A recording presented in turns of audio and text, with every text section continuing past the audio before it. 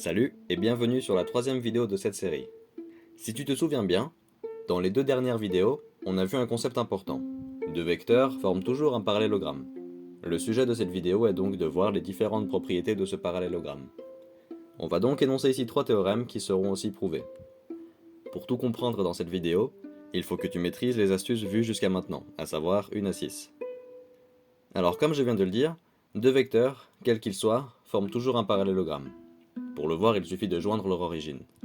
Si on duplique chacun des vecteurs, et qu'on les place de manière à fermer la forme, on finit obligatoirement avec un parallélogramme. On a déjà vu cette illustration pour prouver la commutativité de l'addition des vecteurs. Regardons maintenant le premier théorème qui concerne directement le parallélogramme et les vecteurs qui le forment.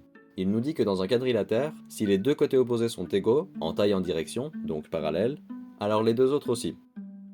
Dans ce dessin, en termes mathématiques, ça nous donne si le vecteur AB est égal au vecteur DC, alors le vecteur AD est égal au vecteur BC. La preuve est assez simple. Dans ce quadrilatère, on sait que la diagonale AC est à la fois égale au vecteur AB plus le vecteur BC et au vecteur AD plus le vecteur DC. On a donc une petite égalité. On sait de notre hypothèse que le vecteur AB est égal au vecteur DC. Donc si on soustrait par exemple le vecteur AB du côté gauche, on aurait vecteur AD plus DC moins AB, et ces deux derniers s'annulent.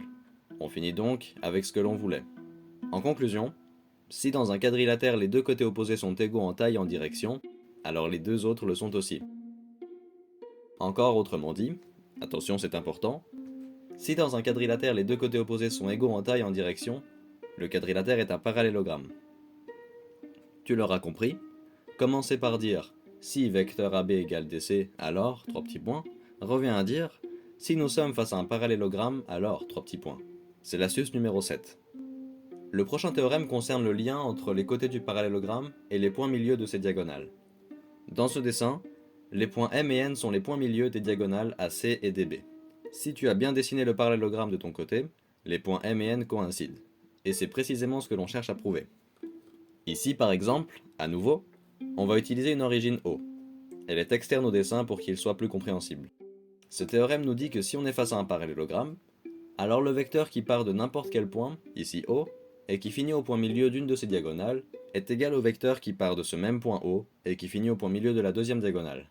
Évidemment, c'est plus simple à dire en termes mathématiques. Si le vecteur AB est égal au vecteur DC, alors le vecteur OM est égal au vecteur ON. Pour prouver ce théorème, il faut réécrire les vecteurs concernés en termes des lettres qui nous intéressent. Quelles sont-elles? M est le point milieu de AC, et N est le point milieu de DB. Si tu te souviens de la relation du point milieu, tu sais qu'on peut reformuler un vecteur qui part de n'importe quel point et qui finit à un point milieu en fonction des extrémités du segment dont il est le milieu. Autrement dit, pour M et N, qui sont des points milieux, on peut écrire le vecteur OM comme étant égal au vecteur OC plus OA divisé par 2, et le vecteur ON comme étant égal au vecteur OD plus OB divisé par 2. Commençons par le côté gauche de notre équation. Le vecteur AB est égal au vecteur DC. Si on applique la relation de Chasles, on peut facilement réécrire chacune de ces parties. Ça devient vecteur OB moins vecteur OA est égal à vecteur OC moins vecteur OD.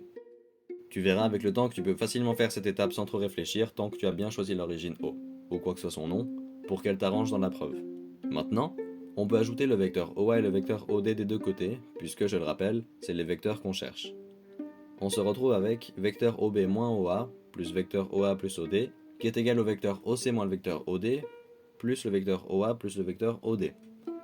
Et donc, après simplification, on a vecteur OB plus vecteur OD est égal à vecteur OC plus vecteur OA. Comme dans n'importe quelle équation, on peut diviser un côté par un nombre tant qu'on divise l'autre par le même nombre, 2 en l'occurrence, ce qui nous donne ce qu'on cherchait. Comment comprendre ce théorème?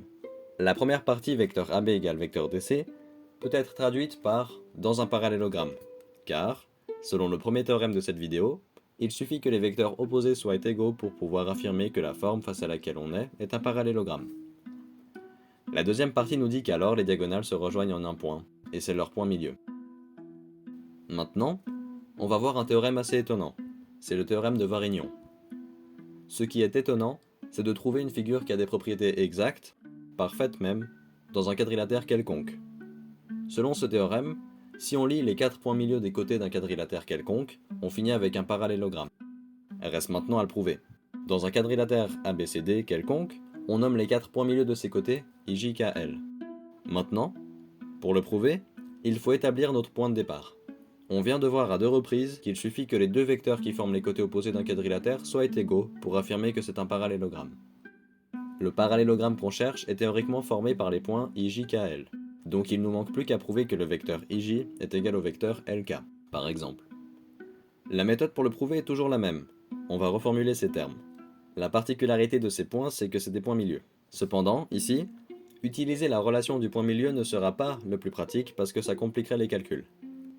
Plus simplement, en utilisant la relation de Chasles, le vecteur IJ est égal au vecteur OJ moins OI. Et si on prend directement l'autre côté de notre équation, le vecteur LK est égal au vecteur OK moins OL. Donc, au cas où, ici on a utilisé une origine externe. Maintenant, utilisons la relation du point milieu pour reformuler nos 4 termes. Puisque J est le point milieu du vecteur PC, on peut le réécrire comme étant égal au vecteur OC plus OB divisé par 2. De la même manière, on peut réécrire le vecteur OI comme étant égal au vecteur OB plus OA divisé par 2, car I est le point milieu du vecteur AB. En faisant exactement la même chose, on trouve que le vecteur OK est égal au vecteur OC plus OD divisé par 2, et le vecteur OL est égal au vecteur OD plus OA divisé par 2. Toujours en utilisant la relation du point milieu. Des 2 côtés, on a 2 fractions dont le dénominateur est 2, alors on a le droit de les réunir en une seule fraction. Avec tous nos vecteurs au numérateur, on se rend compte que la moitié s'annule. À gauche, les vecteurs OB s'annulent, à droite, les vecteurs OD s'annulent. On a vecteur OC moins vecteur OA divisé par 2 des 2 côtés.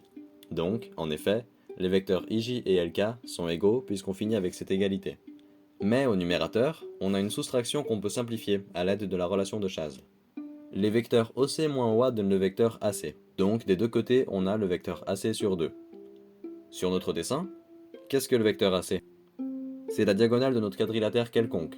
Donc, si tu te souviens de la première ligne de notre équation, le vecteur IJ et le vecteur LK sont chacun égaux au vecteur AC sur 2. Donc, la moitié de la diagonale. En conclusion, les 4 points milieux de n'importe quel quadrilatère formeront toujours un parallélogramme. Comme quoi, il y a toujours une forme de perfection, même dans l'imperfection. On a vu 3 théorèmes liés au parallélogramme et les manières de les prouver.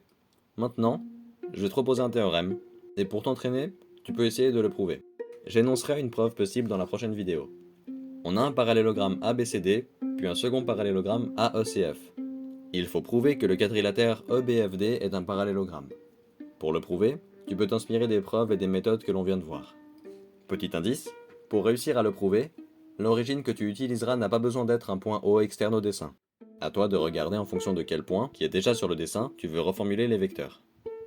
C'est tout pour cette vidéo. J'espère que tu comprends mieux ces méthodes pour analyser et prouver différents théorèmes dans le parallélogramme. Dans la prochaine vidéo, on va approfondir l'idée des points milieux et se pencher sur les centres de gravité de figures en 2D et leurs preuves.